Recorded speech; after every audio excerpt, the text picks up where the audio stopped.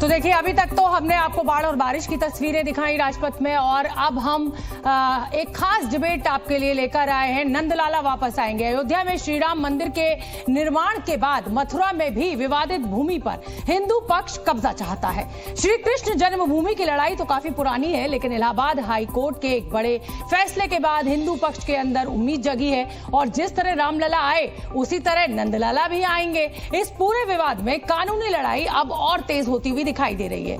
हिंदू पक्ष चाहता है कि मथुरा में पूरी विवादित जमीन उसे मिले, जिसके बाद नंदलाला अपने गर्भगृह में विराजमान हो पाए। वहीं मुस्लिम पक्ष का कहना है कि प्लेसेस ऑफ वर्शिप एक्ट के मुताबिक इस पूरे विवादित क्षेत्र में कोई बदलाव ना हो। दोनों पक्षों की अपनी अपनी दलीलें हैं, दोनों पक्षों के अपने अपने तर्क हैं। आज हम अपनी इस खास चर्चा में श्री कृष्ण जन्मभूमि पर जो हमने चर्चा की उसमें दोनों पक्षों की दलीलें और तर्क सुनेंगे। विकास, किसका दावा कितना मजबूत है इसकी भी चर्चा होगी, और उससे पहले आप हमारी एक रिपोर्ट देखिए इलाहाबाद हाईकोर्ट के फैसले को लेकर।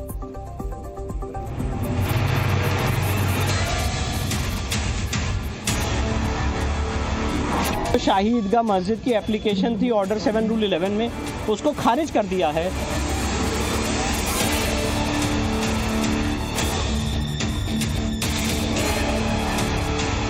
वही होगा जैसे राम जन्मभूमि के पक्ष में हुआ है, वैसे भगवान कृष्ण के पक्ष में आदेश हुआ है। ये निर्णय जनभावनाओं के अनुरूप है। श्री कृष्ण जन्मभूमि ईदगाह विवाद मामले में इलाहाबाद हाईकोर्ट के फैसले से हिंदू पक्ष उत्साहित है। इलाहाबाद हाईकोर्ट ने इस मामले में एक अहम फैसला सुनाते हुए हिंदू पक्ष की याचिकाओं को सुनवाई योग्य माना, जबकि मुस्लिम पक्ष प्लेसेस ऑफ वर्शिप एक्ट के तहत इन याचिकाओं की सुनवाई का विरोध कर रहा था। आज माननीय इलाहाबाद हाईकोर्ट ने जो 18 के 18 सूट है होल्ड किया है कि ये सारे suit cause of action disclose करते हैं, मेंटेन में हैं और किसी भी लॉ के प्रोविजन से बाधित नहीं है। तो जो 7/11 की अग्नि परीक्षा थी वो हमने पार की है। इस मामले में हिंदू पक्षकारों की दलील है कि ईदगाह का पूरा 2.5 एकड़ एरिया श्री कृष्ण विराजमान का गर्भगृह है। श्री कृष्ण मंदिर तोड़कर शाही ईदगाह मस्जिद का निर्माण किया गया। शाही ईदगाह मस्जिद कमेटी के पास भूमि का कोई रिकॉर्ड नहीं है।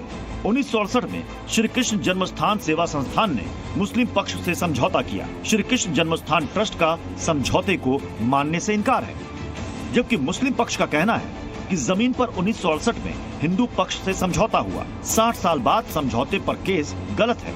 प्लेसेस ऑफ वर्शिप एक्ट के तहत केस नहीं सुनना चाहिए। 15 अगस्त 1947 के दिन के हिसाब से प्रकृति नहीं बदली, लेकिन अब इलाहाबाद हाईकोर्ट ने हिंदू पक्ष की याचिकाओं को सुनवाई योग्य मान लिया है और 12 अगस्त से इलाहाबाद हाईकोर्ट में मामले की सुनवाई होगी। हालांकि इससे पहले मुस्लिम पक्ष के पास सुप्रीम कोर्ट जाने का विकल्प बाकी है।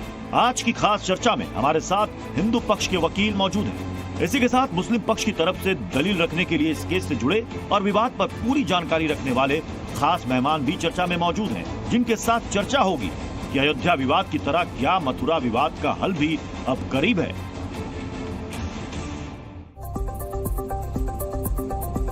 तो चलिए नंदलाला, हम आएंगे इसी आस के साथ। हिंदू पक्ष जो है वो अब इस पूरे मामले में अपनी जीत का दावा कर रहा है, लेकिन ये पूरा मामला अब कोर्ट में है और कोर्ट में ही सुना जाएगा।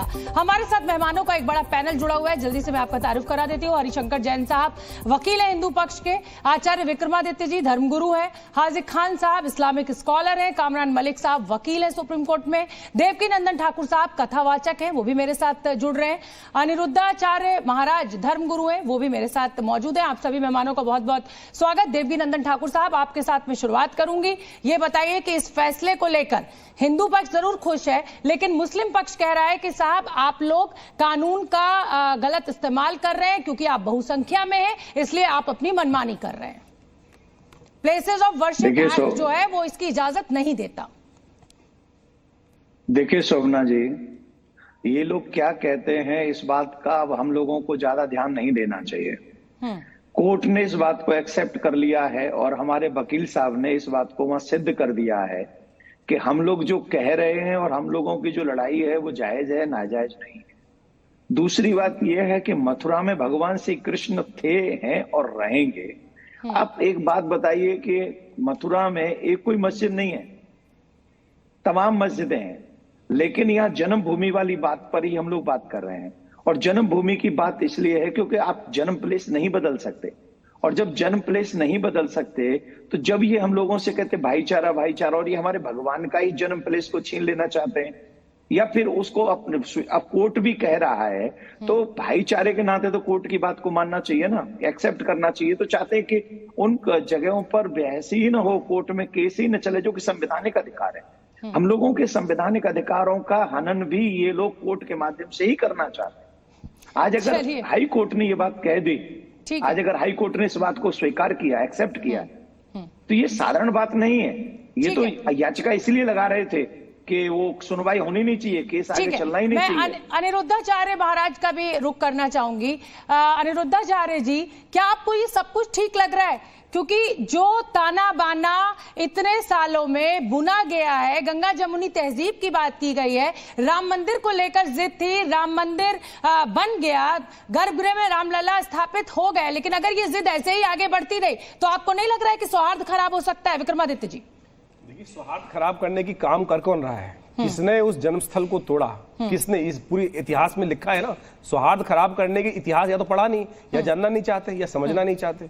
यदि समझना ही नहीं चाहते हैं तो यानी आप चाहते हैं सौहार्द खराब हो ही, केवल भाईचारा नाम के लिए उपस्थित करना चाहते हैं। इतिहास को पढ़ो, जान आक्रांताओं ने इस देश की क्या स्थिति, संस्कृति को विध्वंस करने का कैसे कार्य किया, आपके पूर्वजों के साथ खुद क्या किया। इस देश में कोई भी मुझे मुसलमान जो है जो अफगानिस्तान से या वहां से नहीं आया है, अरब के अंदर से, यहीं की पैदाइश है, यहीं से धर्म परिवर्तन करने का प्रयास किया। आपके पूर्वजों के साथ उन आक्रांताओं ने क्या किया, ये भूल गए हो आप वास्तविक तौर पे। तो मतलब आप ये कह रहे हैं कि उन आक्रांताओं ने जो किया, वो उन्होंने जो किया वही काम अब हमें करना चाहिए? हम तो कुछ कर नहीं रहे। साफ कहता है कि माननीय सर्वोच्च न्यायालय ने उस बात को साइडलाइन कर दिया ना। चलिए ठीक है, किसी बात को रखने के लिए सत्य सामने आना चाहिए ना। सबसे पहले हम बात करें, सत्य सामने आए। ठीक है, हरिशंकर जैन साहब जी, आपका क्या पक्ष है? और अब हिंदू पक्ष की क्योंकि जीत हुई है, लेकिन मुस्लिम पक्ष कहता है कि साहब हम सुप्रीम कोर्ट जाएंगे, तो अब क्या है, क्या कहेंगे आप? देखिए, मुस्लिम्स की आदत रही है 800 साल से हिंदुओं पर अत्याचार करने की।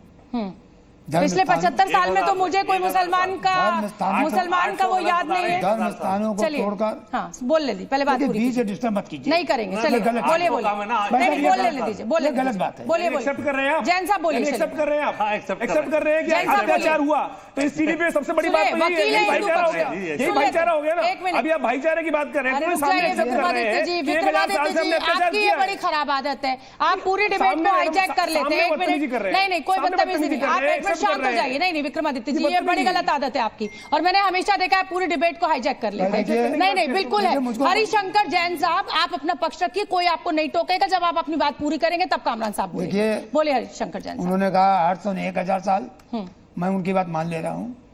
1000 साल से मुस्लिमों ने लगातार अत्याचार किया है, हिंदू मंदिरों को तोड़ा है, और आज जबकि संवैधानिक इंडिया में हम उनका कोई धर्म स्थान तोड़ना नहीं चाहते और ना उनके किसी स्थान की बात कर रहे हैं, जबकि हमारा हक है। देश का बंटवारा धर्म के नाम पर हुआ था, और यहाँ पर अगर ईमानदारी से देखा जाए तो मुस्लिमों को किसी प्रकार का कोई हक नहीं मिलना चाहिए था। इसके बावजूद हमने उन्हें दयानतदारी करके मानवता के नाते रखा, और आज जो मांग रहे हैं, जो हिंदू मंदिर तोड़कर मस्जिद बनाई गई है, वो बर्दाश्त नहीं कर सकते। हम अपनी चीज मांग रहे हैं, ठीक है। खाली मथुरा की बात नहीं है। अब हरिशंकर जैन साहब, आपकी कुछ गलतफहमियां मैं दूर कर देती हूँ। जो आपने कहा कि साहब हमने उनको रहने का अधिकार दिया, आप कोई नहीं है। हिंदुस्तान की धरती जितनी आपकी है उनकी भी है। आजादी की लड़ाई में जितने खून आपने बहाया, मुसलमानों ने भी बहाया। आप बहुसंख्यक जरूर है, लेकिन इस तरीके का कोई हक आपको देश का संविधान नहीं देता है। मेरी मानता ये नहीं है, हाँ, बिल्कुल नहीं मानता मेरी है, हाँ, आपकी होगी। जब आपने हिंदू मुस्लिम अगर साथ दिया था तो पाकिस्तान क्यों बटा? आज पाकिस्तान इसलिए तो जिनकी इच्छा थी वो पाकिस्तान चले गए, लेकिन बहुत से मुसलमानों ने हिंदुस्तान को चुना। कामरान साहब, ठीक है। जैन साहब, आपने अपनी बात रख ली। मैं किस मौजू पे बोलूं? कानून के ऊपर बोलूं या हिस्ट्री? आप हर मौजू पे बोलिए, जो आपसे कहा गया आप बोलिए। देखिए, कानून की जो पॉलिसी है वो बिल्कुल साफ है। लिमिटेशन एक्ट है, आपका एडवर्स पोजीशन प्रिंसिपल है, और आप प्लेसेस ऑफ वर्शिप एक्ट है। इन सब की जो कानून के पीछे पॉलिसी है वो ये है कि लिटिगेशन का एंड होना चाहिए, war of the litigation finish होना चाहिए, और जो 60 साल पहले जो ऑलरेडी जो है डिग्री हो गई थी, कंसेंट डिग्री हो गई थी, उस पर जो है मतलब हजारों केस हैं। मेरे पास जो है लिस्ट है, अभी 15 केस मेरे सामने हैं। 15 केस ये कहते हैं कि एक बार कंसेंट डिग्री हो गई तो उसको जो है चैलेंज सुप्रीम कोर्ट तक नहीं किया जा सकता।